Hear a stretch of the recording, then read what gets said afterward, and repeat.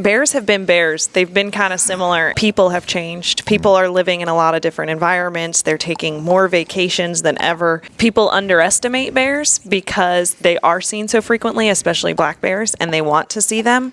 So they underestimate the speed that bears have and the strength that bears have. They're smart animals. They've found their way into cars, into opening doors. They figure out how to open trash cans. You got to be smarter than the bear. You got to lock your doors, lock the trash cans, use the trash cans the way they're supposed to be used. Don't feed those bears. The award-winning Tennessee WildCast is on the air with the latest on hunting, fishing, boating, wildlife watching, and all things outdoors. Make welcome your host, drummer and outdoor expert novice, Jason Harmon. Hello, everybody, and welcome to this edition of Tennessee WildCast. Thanks for tuning in. We got a great show lined up for you today. We are back at the Holston General Store at the Morristown office, and we have the man who you said it was his vision for this Holston General storefront here. It was kind of a shared vision, Dan took it to the stratosphere, in my opinion. But yes, here at Morristown office, got a nice little display of an old country storefront, and it kind of takes you back into time. And it's a great addition here to the hunter education room and other things that go on here at the regional office. But Mr. Dan Gibbs is with us. He's the bear program coordinator, and Janelle Musser is the black bear support biologist, and she's new to the agency, so we're going to get to know her today, and should be a fun conversation. Appreciate you guys being here. Thank you. Thank you. This show's all about bears, if you haven't already figured it out. It's good timing, too, I believe. A lot going on with bears out there, and bears are active right now and doing some things they shouldn't. And people doing some things they shouldn't. So we're going to talk about all that today, and but first, I want to meet these folks. So, Janelle, would you mind jumping in and let us know a little bit about you and tell us how you got to TWRA? And we're glad to have you, for sure. Yeah, thank you. So I am from Pennsylvania, born and raised, and that's where I kind of started working with bears, mainly bear research in Pennsylvania. They've got a lot of bears up there. And then eventually worked my way to Virginia and then Florida and now Tennessee. So wow. Little bit of other species here and there, but mainly focused on bears. Cool. Yeah. So was Tennessee your destination, or just kind of how it happened? Just kind of how it happened. Florida was, great, but I realized I'm much more of a mountains person than a beach person. So the goal was definitely to get back to the mountains and the woods. Awesome. I think people are surprised to know that there are bears in Florida. Talk about the Florida black bear. Yeah, so there's a lot of bears in Florida. They extend pretty much from the Panhandle all the way down to around the Everglades and stuff. So there's a lot of bears. There's a lot of people. So and they're just like other bears, just like the bears in Tennessee. They have a lot of the same behavior, a lot of the same characteristics in biology. They just live in Florida. Wow. So is it the black bear? It is the black bear. It's a subspecies, but overall they're pretty much the same bear. They still do the same behavior. So they're still doing the same thing right now in the fall that bears in Tennessee are doing. They're eating acorns. They're trying to bulk up for winter and that kind of stuff. So cool. Well, I think great fit. Good choice, Dan. Hiring We're very Janelle. happy. Yeah, so she's got some experience all over the board. That's awesome, and she fits in real well. I know you're glad to have some help. Yeah. Dan, introduce yourself there and let everybody know if they haven't met you before or seen you on the show. Dan Gibbs, I'm a Tennessee native, grew up in Middle Tennessee, and been with the agency. I'm on my 26th year now, and virtually all of that career has been in East Tennessee in Region 4, and been working with bears one way or the other from day one. Mm-hmm. And about 2 years ago, the agency did some restructuring and transitioned from regional biologist to the bear program leader for the state. Then still live in East Tennessee, live in Greene County, and have no desire to be anywhere else. So, and he, talking about this store, Dan took several log cabins apart and built his current home out of those pieces. So he's a multi-talented individual, and his house is really neat. He took me up there and let me see it. Wow. He's constructing it. That's cool. Yeah. Well, if it's anything like this little storefront he created here, it's got to be pretty cool. And this is an old corn crib from Lick Creek. Lick Creek, WMA, yes. That is our chair and table shed. You wouldn't know it on the outside. It looks like a trapper cabin, but yeah, that's what we use that for. So good storage. He's got great vision and the skills to put it into play. Yeah. Well, if you haven't visited Morristown office, come by and check it out. It's pretty cool. A little stop. The ladies up front and the guys and gals who work here would love to talk to you and meet you. Got the best staff in the state, I'm convinced. Pretty good. It's up there. I don't know. You can't be partial, can you? Talking to a Nashville guy.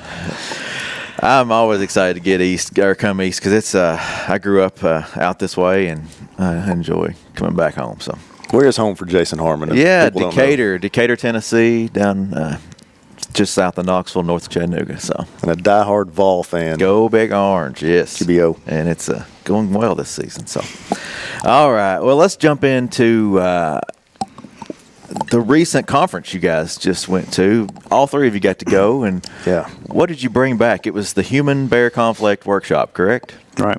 Well, what's some of the stuff that stood out there that y'all brought back with you? Well, I'll just say this is the third one of these that I've attended. The first one was in Montana, and we came back with a lot of new things for the state of Tennessee from that meeting, some things that we're still using today. The BearWise program was pretty much conceived at that conflicts workshop in Montana, so a lot of good things come out of that.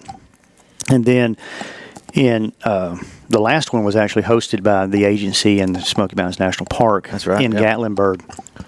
And then this one got delayed with the COVID issues for a couple of years, and it was held last week in Tahoe, in Nevada. So for me, being the third one, you're still getting a lot of good information, but it's a little different perspective because it's your first time. I'd be interested to hear what Janelle says because it was the first time she attended that meeting. But the thing about it's nice is you're seeing people from all over the country and all over the world, actually, that are dealing with the exact same issues, whether it be sloth bears in Asia or grizzly bears in Canada or up in the Montana and Wyoming to polar bears. We're all dealing with the same issue. So it's a little bit of a shot in the arm to talk with other people dealing with the same kinds of things because it helps you realize you're not kind of stranded on an island. Mm-hmm. The same types of things that we deal with here in East Tennessee and in our gateway communities, they're dealing with and around Lake Tahoe in California and Nevada. And so it's good to be able to talk to those people and you get some new ideas, you get some fresh ideas, you get encouragement, you meet people that right now it's just the introduction and you've exchanged phone numbers, but 5 years down the road, it could be a great contact to really help you out a lot in a specific situation that you're dealing with. So, but you also see successes that other people had too. And the thing you got to understand about bears is you're in it for the long haul. There's not going to be overnight. There are overnight successes, but overall, it takes many, many years. And we saw some work that are beginning their third decade on programs that have been very successful, but it takes a long time to get buy-in from the community. The funding is always a challenge, but overall, it's a great meeting. And you come back pretty enthusiastic about what the future is, and see that we're fighting a hard battle, but it's not a losing battle. Good. And we'll get there. Good to get back in person too, yeah. and those networking opportunities. Absolutely, it's great. Yeah, it's great to get those phone numbers and understand what people are struggling with, just like you. Right, but to see, and that was one of the fun, to see people that I haven't, I've been. Zoom is Zoom, but to be with your friends, and that's the best part about this job. But it's also the hardest part is working with people all across the country.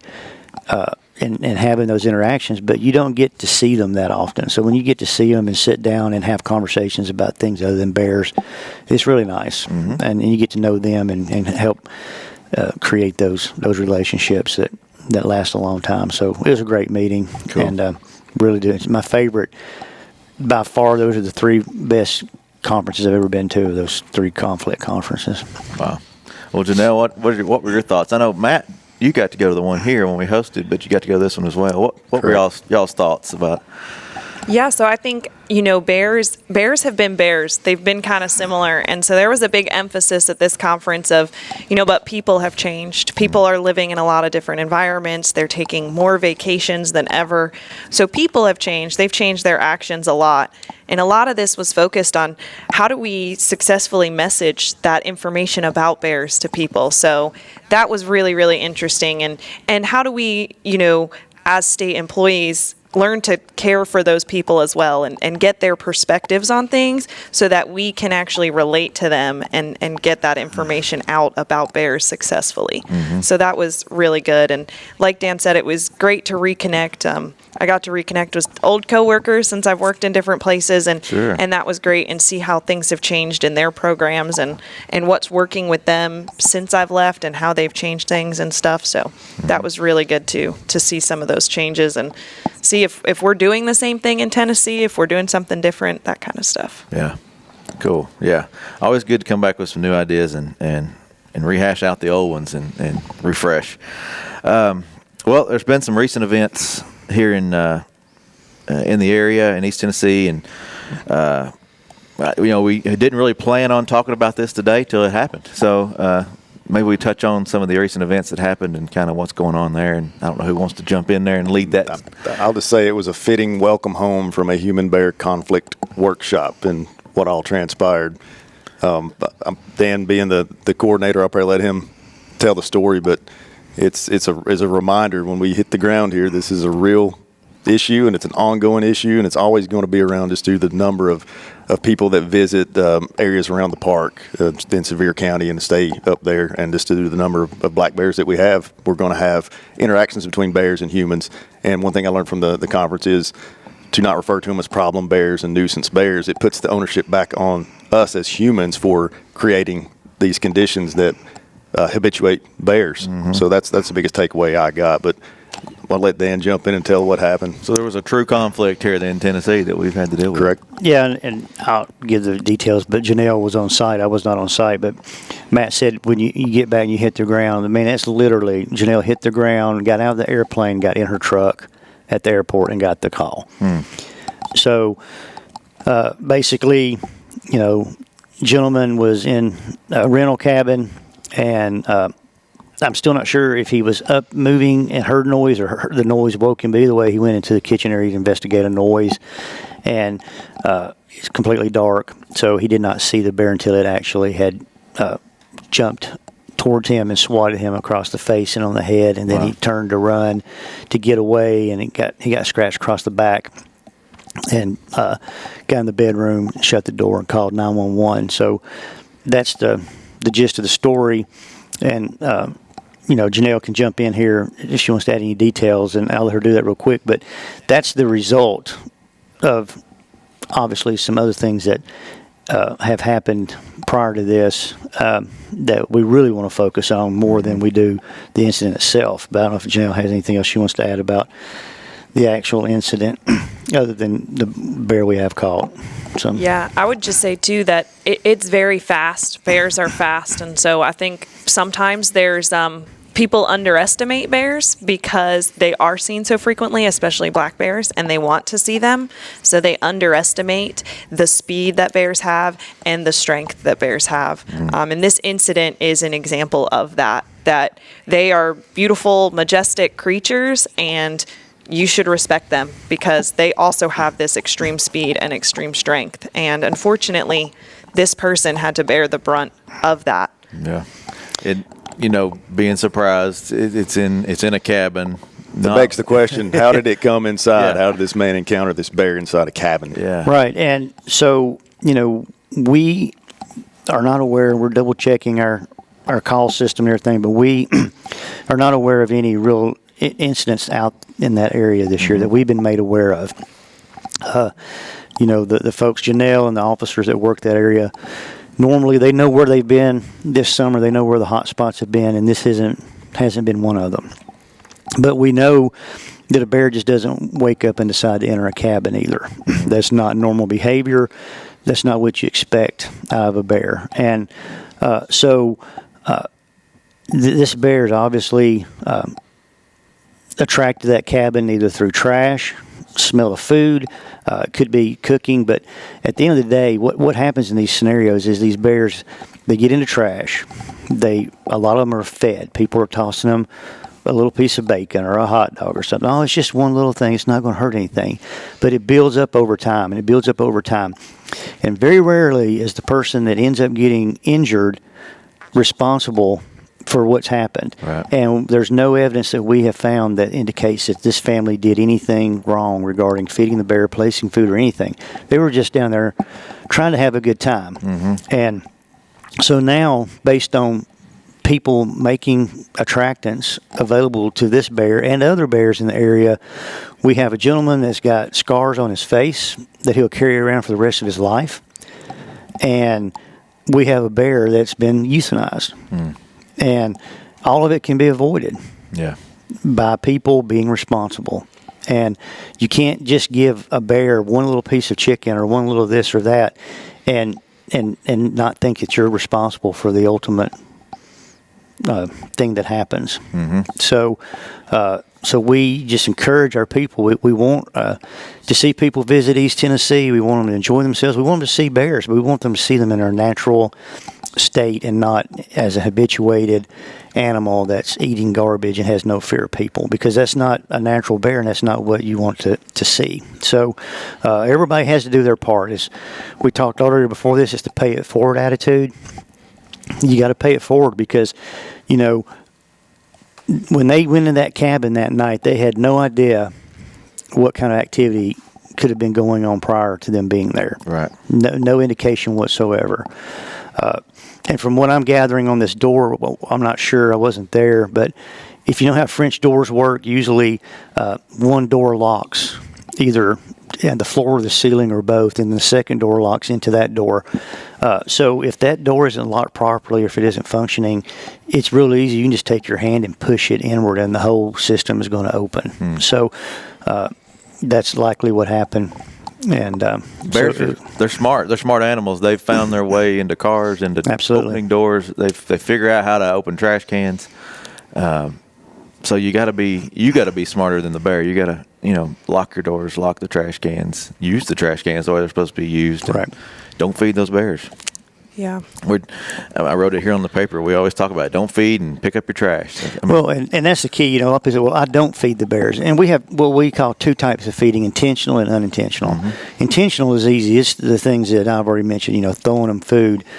But this unintentional feeding is really the bulk of the issue is, take the time to put that little hass back on that trash can when you put it in there. If that trash can is full of trash, do not put more in there, because if the lid's not closing, instead of just turning around and walking off, maybe you should take a little bit of the trash out of there so the lid does lock, and then find somewhere else to put the trash, or if it's a rental, call the people and say, hey, the trash can's full. But people have got to be proactive and be more responsible, or we're going to continue to see these kinds of tragedies happen. And I'm thinking even about like your grills. I mean, you're grilling a hot dog and it rolls off. Well, don't leave it. Don't go pick it up and throw it away, because I mean that's not intentionally doing it, but right there you've done it. You fed that bear. Right, and people, even dumping grease. People do it all the time. Yeah. They dump grease outside. I mean, you don't want to pour it down the drain. It'll clog your drain up. But put it in a can, let it cool down, put it in the trash can, and then dispose of the trash properly. Do not put any kind of food source or food waste. Don't even throw potato peels out in the woods. You just can't do that around here. Yeah, well, you can't do it. You do that at home, which may not be bear country, and you just don't think about it when you come up here too. Right. Yeah. It'd be hard. And I think, a lot of people, they think that, it's so sad that the bear was killed, and it is. And I think that that's important to note. It's okay to be sad about that. I'm sad about that. Nobody wants to do that as part of this job. And that's the worst part of it is having to do that. Mm-hmm. And so, if you care about bears and you want to keep seeing bears and stuff like that, do these little things. Go that little extra step. Make sure, do your education when you go to anywhere to recreate. Are there black bears here? How should I secure my food? How do you camp properly? It's all these little things, and that information is out there. And ask those questions, do your research so that you're prepared to know how to do these little things. Because I think a lot of times people don't do it intentionally. Even when they are intentionally feeding a bear, they're not thinking, oh, this is going to lead to a bad thing where a person could get hurt or this bear could be killed. But if you do that research, you do that education, you'll learn that, and you'll realize quickly those little extra steps you can take to save a person and a bear. Yeah.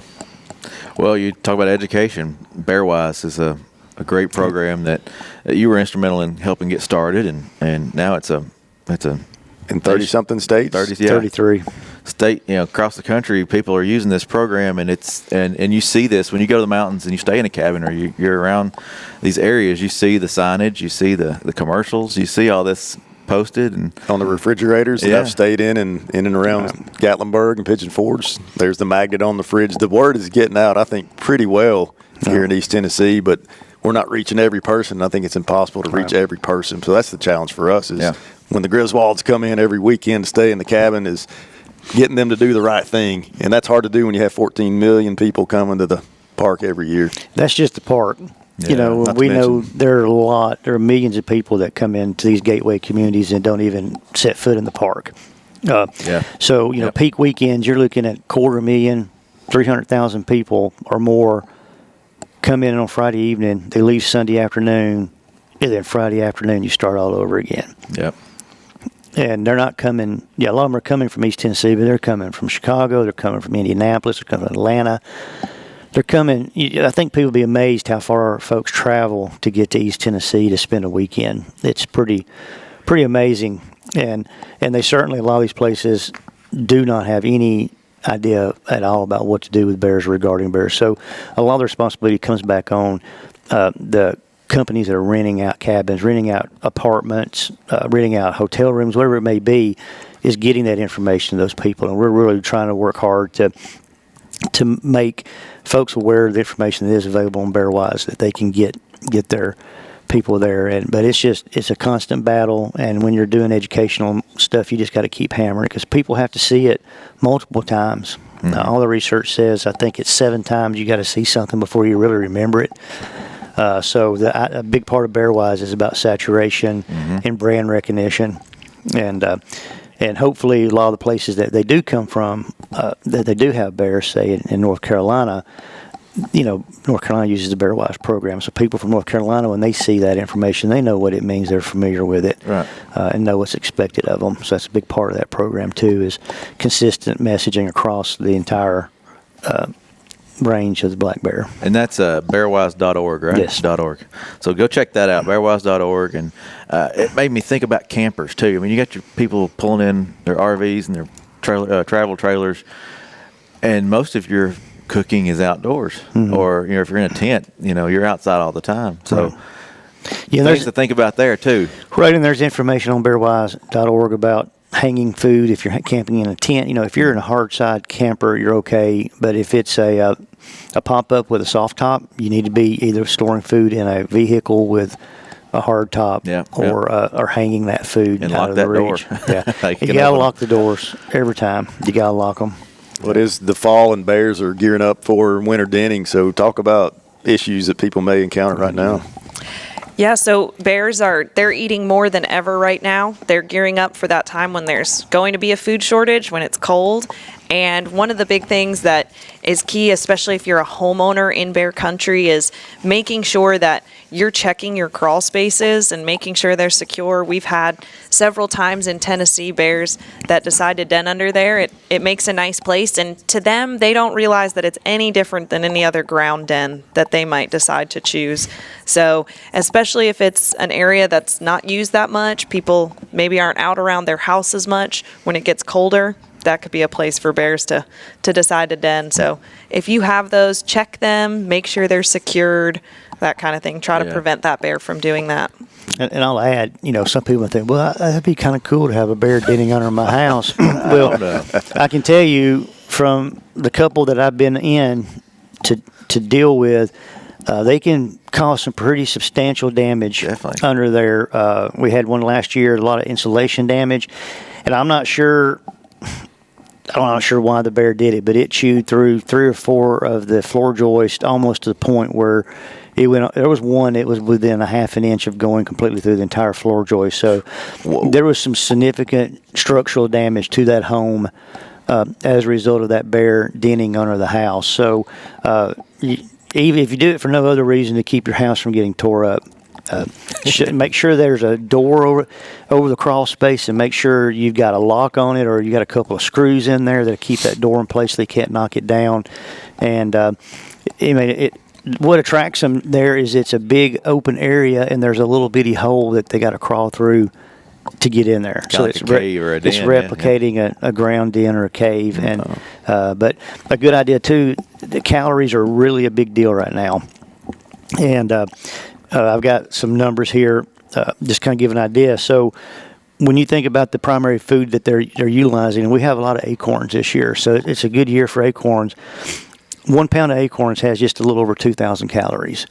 And then you compare that to 1 pound of birdseed of black oil sunflower, which is a very popular seed that people use. It's about 2,500 calories. So the amount of calories is not that much higher, but it's the ease of gathering. You think about how long it would take you to gather a pound of acorns versus walking up to a bird feeder that's probably got not maybe a pound, but maybe 2 or 3 pounds of bird seed. So now you're talking about 6,000 or 7,000 calories. Easy meal.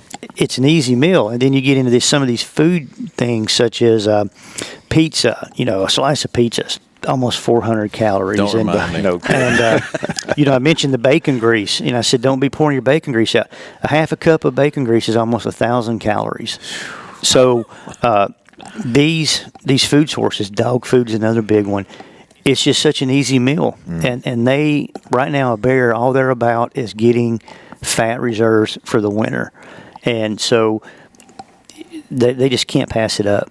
And then they get used to it, and then that just falls into the summer and everything else. So if you got bird feeders out, you need to get them down. Wait till December. I mean, the birds really don't need the bird seed. They really don't. That's a good tip, yeah. Birds have been getting along for a long, long time without people putting bird feed out. See, I know a lot of people be mad at me for saying that, but they really don't need it. Yeah. Well, and that's a perfect comparison Exactly. to these bears don't need your bird feeder either. They don't need your trash either. Exactly. They're Yeah. not starving. No. It's that ease. Right. Well, we've covered a lot, and there's a lot more we could cover. Bears are moving. The hunting ranges and areas are Talk expanding. about the hunting zones real quick. Yeah, just real quickly, we opened up a lot of new area to bear hunting this year, and actually that area closed on Friday, and it only added 4 bears to the harvest, so most of those counties did not harvest bear. Okay. Claiborne and Campbell each harvested 2, but our harvest is up 10% overall for the year, so it's up, and we'll just have to do another show because we didn't get hardly anything covered. Well, we can do that. We always love coming and talking with you guys, and it was great to meet you, Janelle. I know folks enjoyed hearing your story and get to know you, and we'll have you on many more times, I'm sure, as we Thank you. move along. Bears are not going anywhere, so we'll talk about them. Matt, thank you. Always. Dan, thank you. Thank you. Janelle, thanks. And we'll see you next time with more info. Remember tnwildlife.org for anything hunting and fishing in Tennessee. Go Outdoors Tennessee to buy your license. Shop.Go Outdoors Tennessee to get a hat like mine if you're a WildCast supporter. We'll see you next time. Thanks for tuning in. Stay connected with TWRA by visiting our website at tnwildlife.org and follow us on Facebook, Twitter, and Instagram. Hey, it's all about Tennessee wildlife. It's what we do. Tennessee WildCast will be on the air again next week. We'll see you then.